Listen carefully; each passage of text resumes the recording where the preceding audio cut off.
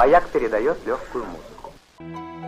Welcome to the American Dream podcast, the show where I interview Eastern European immigrants to see their perspective of the American dream. I'm your host, Ekaterina. Привет! So today I'm here with Inna Gladkov, investor, realtor, strong, independent Ukrainian woman. Am I missing anything? No, that's right. Yeah? Welcome to the show. Thank you. So we've known each other for a while, but I don't think I've ever asked you questions such as how did you get to Missouri? Why did you move here?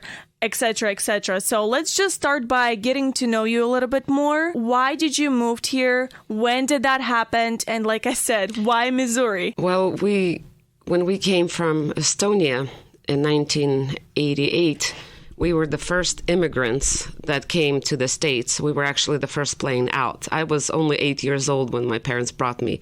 We ended up in Woodburn, Oregon, then Portland, Oregon. And that's kind of, I had a mortgage company there. That's kind of where I grew up and had my teenage years in the fun 90s. And then I started in real estate. I first started in mortgages and building houses. Back in early 2000s. And then 13 years ago, when the market crashed, I had my fourth child, and the schools there, the life there just wasn't, the traffic's too much liberals kind of thing. We just started looking for a place, and we had a few family members that moved to Missouri. My parents actually moved here first 15 years ago. And we loved more of the family atmosphere of Missouri. We loved no traffics. We loved more of a laid-back lifestyle because when you live in, Portland, Vancouver, it's always go, go, go, go, and there's never stopping. You're like a hamster in a wheel. That's the pace of the lifestyle there. Right. Here, it's laid back, and after having a fourth child, it's like, we want something that's more better schools, better atmosphere for the kids, and it's the Bible Belt. So that's the main reason why we moved here. One of the top questions I get as an immigrant as well is, how do you like the weather in Midwest Missouri? This bipolar weather. I love it. Really? I love the weather. We have all four seasons here, and that's why I love it. In one day as well. But that's what I love about it. I love having the cold winters, and we don't have much snow, so you can still drive. I love the warm rivers because we love going canoeing and swimming.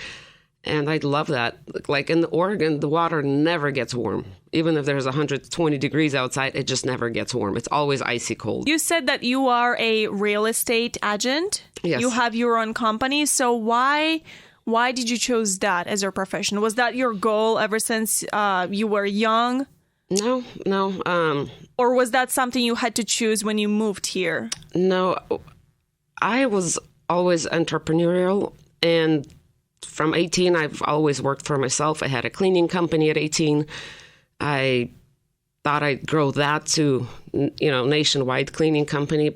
But then when we were looking for a house back in 2001 or 2000, I was working with a realtor, and somehow we really clicked, and he's like, you should become a lender, then we can work together. And I'm like, I thought you need to have some kind of degrees or something. I only have 8th grade education.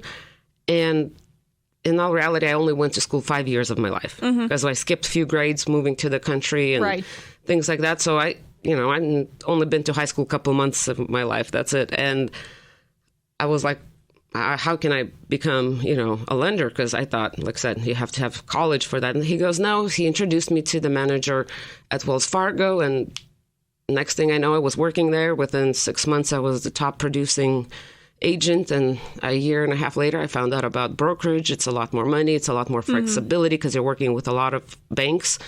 So then I opened my own mortgage company. I had like 5 assistants. Average mortgage person closes about 30 to 40 transactions a year. I was averaging about 300 to 320 transactions a year. Wow. And then we were building and flipping houses back then. Oh, yeah. Flipping houses is a way to go for sure if you want to start investing. Yep. And then everything crashed. We had 12 properties. If we would have sold them in 2005, we would have walked away almost $2 million. And we walked away with $1 million in debt and nothing. Oh, my God. In 2007, 8.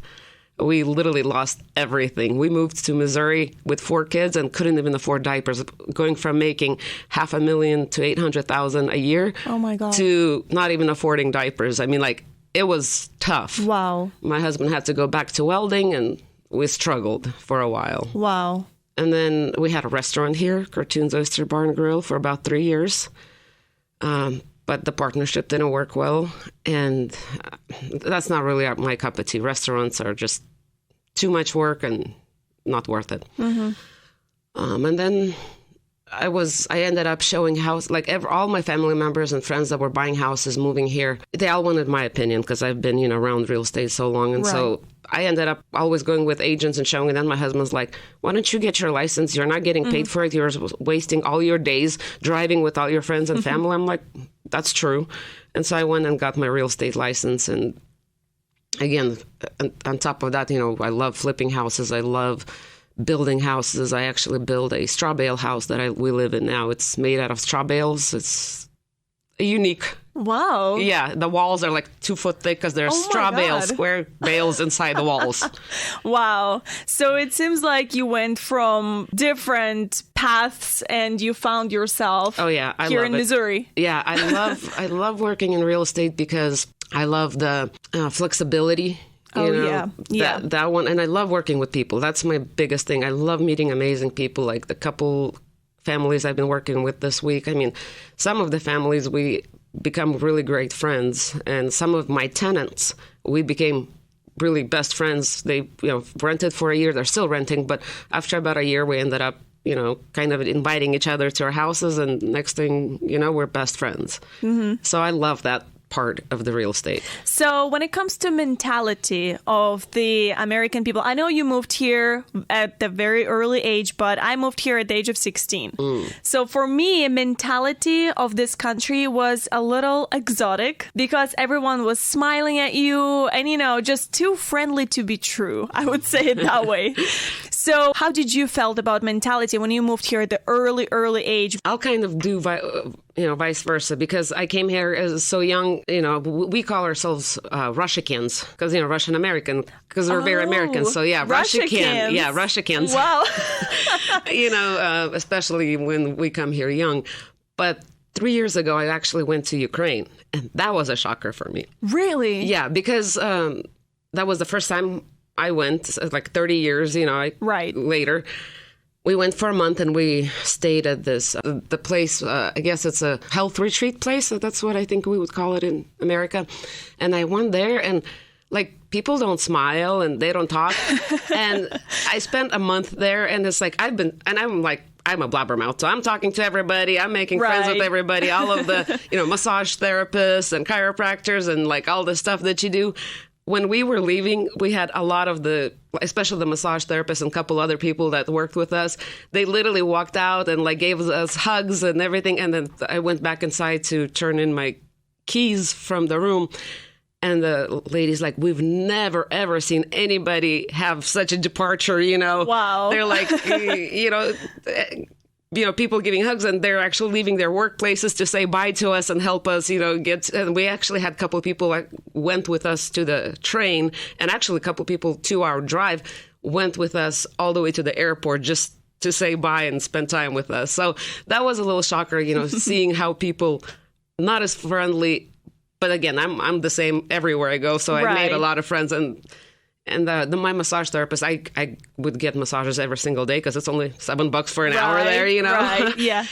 And he was saying, you have people in and out, that's his job all the time. He goes, but once in a blue moon, you'll get somebody you'll never forget. Yeah, which is you. Yeah, and then we still on Facebook, we'll text each other and awesome. What you up to, how's life? So, like you said, you make a lot of friends in Ukraine, and you are who you are. You're not changing depending on the mentality of a different country. So, do you think your career path would be successful if you stayed in Ukraine or Estonia? I don't even know how realtors work there. I watch a lot of Russian shows on YouTube, especially anything has to do with real estate or designs and things like that. And I think it's pretty neat, but it's so different from here. Their realtors are almost like attorneys, and there's so many scams and other issues there. That's a lot of scams all the time. I wouldn't be able to do that. I'm very honest and transparent, and that's how I like to do business, and that's how I like to live life. And so I don't even know what I'd do there if I was there. So what would you recommend to another immigrant that would want to do something that you do, like, flip houses or invest into something or become real estate agent? What would you recommend? Where do we start? First of all, the best place to start is owning your own house. That's going to be should be your first-hand experience. Then flips are great. It's so hard to find them in this market right now.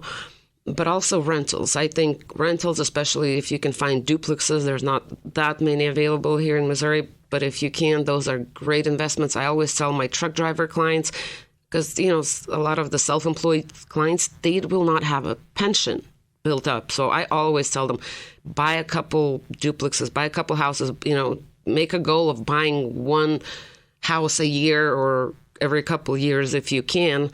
And don't take the cash flow, even if it cash flows is, $300-$400, put it back into the mortgage. So in 15 years, you'll pay it off and sell the house and, have a big chunk of money, or you can just have that monthly cash flow. Cash flow is key. I've got 10 properties at this moment, and, I do have mortgages. I cash flow a couple thousand, a month, not too much, but my goal is not right now.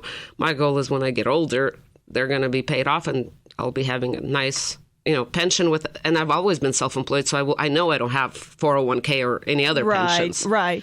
So that's really my plan, my pension plan. Thank you so much, Ina, for sharing your story with us. We are upon our break right now. So when we come back, we're going to dive into the meaning of the American dream and what you think the American dream means. Okay. We'll be back right after this.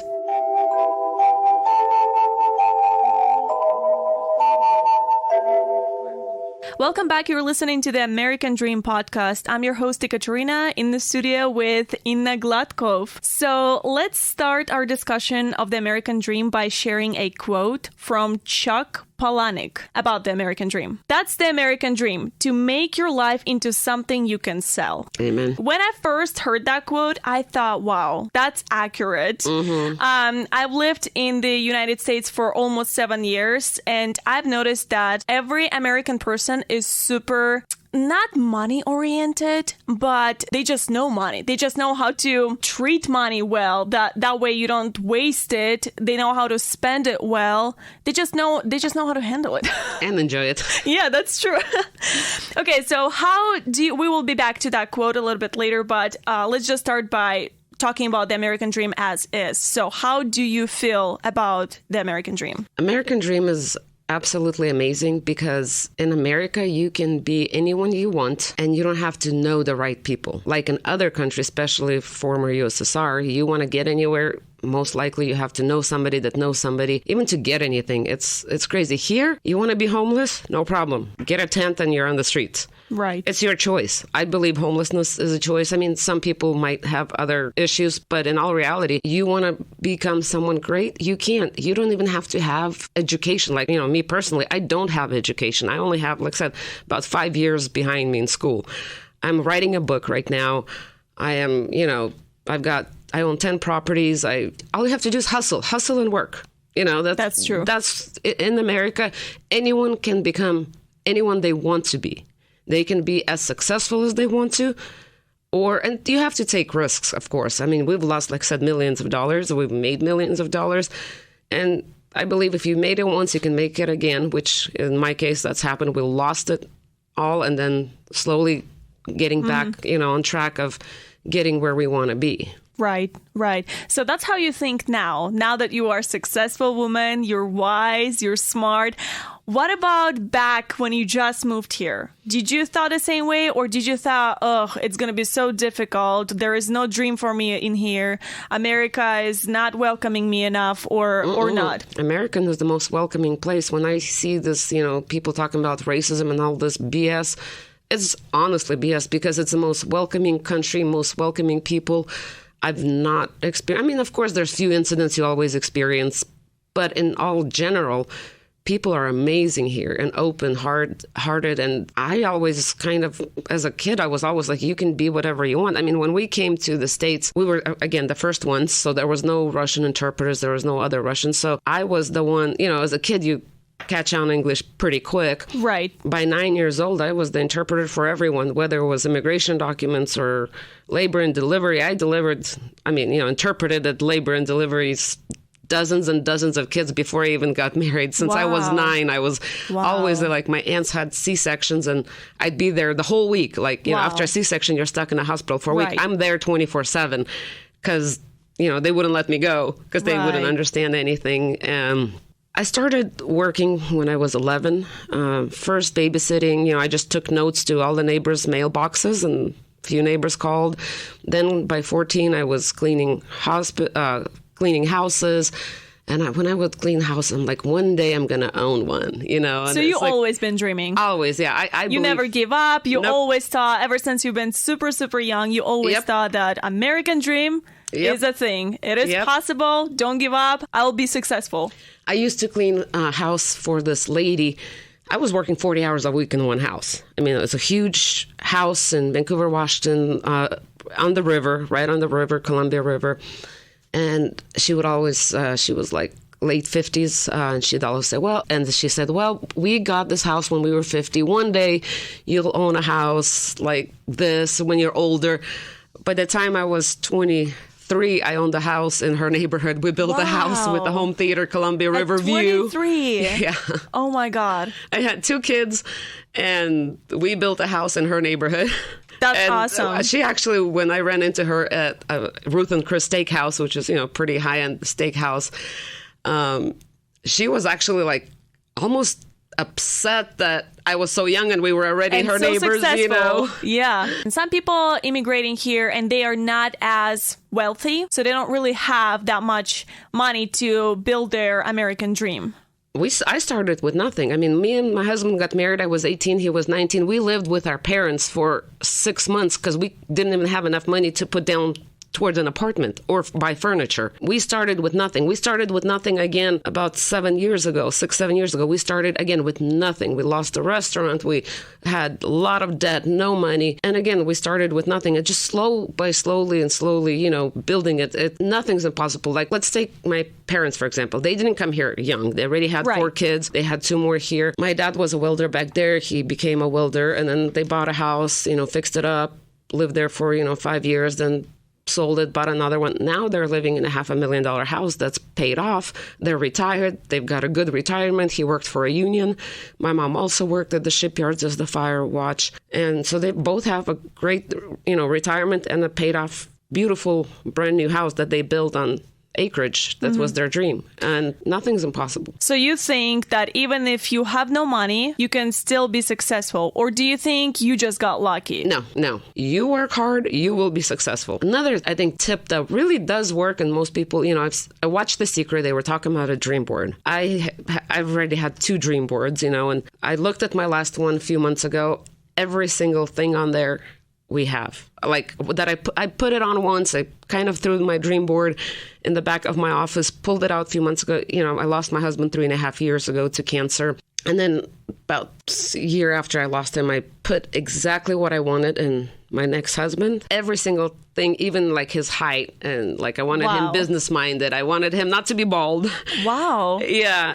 You are a very inspiring person. Like, go from, the hard immigrational process, adapting to a new culture, and then raising such a successful family and building your own successful career. That's so inspiring. I tell my kids, you be who you want to be. Wow. I support them no matter what. If they don't want to go to school, don't. They do have to finish high school, but that's it. They want to go further, great. Not fine. Yeah, but you are their role model that if you don't want to go to college, it's fine. You're not going to be left out without, money. You're not going to live on the streets if you're not going to get your degree in universities.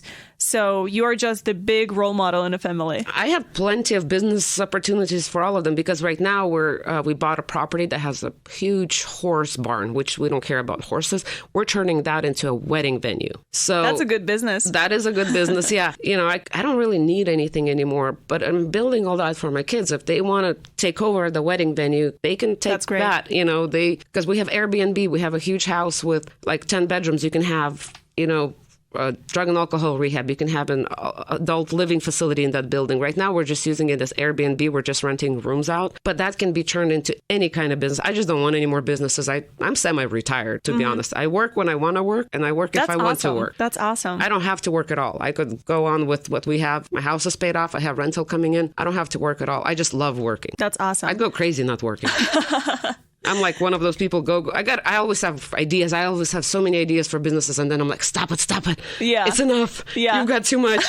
So American dream is not freedom that is connected to money. No, you can make money. Anyone can make money. Right. First of all, you can do anything you want to. That's the biggest dream. You can be anyone you want to, and you can do anything. And you don't have to know people like up at the top, in government to get a job and have connections.